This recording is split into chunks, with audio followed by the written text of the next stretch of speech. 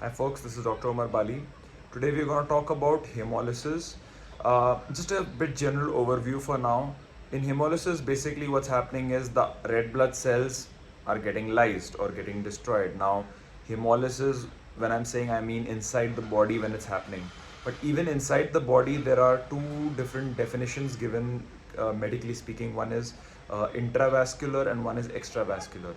Intravascular, they're trying to emphasize when the hemolysis is because of complements which are a certain immune part of the immune system, and they go on the red blood cell, and in the spleen or the bone marrow or the liver, that's where the RBCs get destroyed. That's when it's specifically talking about intravascular. Extravascular is when it is still in the blood vessel, but it's not in these spleen and these organs. It's getting destroyed somewhere in the blood vessel itself, or maybe at the heart level, at the walls, if they are, sometimes there is defect in the walls, or surgical new mechanical walls may be placed in, but they're not, that they are damaging the RBC. Sometimes that also happens.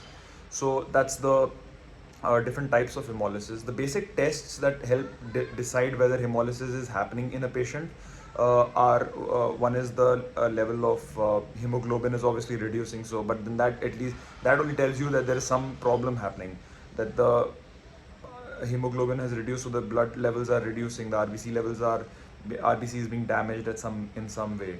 But when you're talking specifically about the hemolysis, the peripheral blood smear, the smear which we do on the microscope and we look at a small slide, you can see RBCs actually, forming broken pieces instead of the regular. It's actually quite visible in that. Along with that, also bilirubin levels. There is haptoglobin test. Haptoglobin reduces because it gets consumed when there is hemolysis. There is a whole mechanism behind that.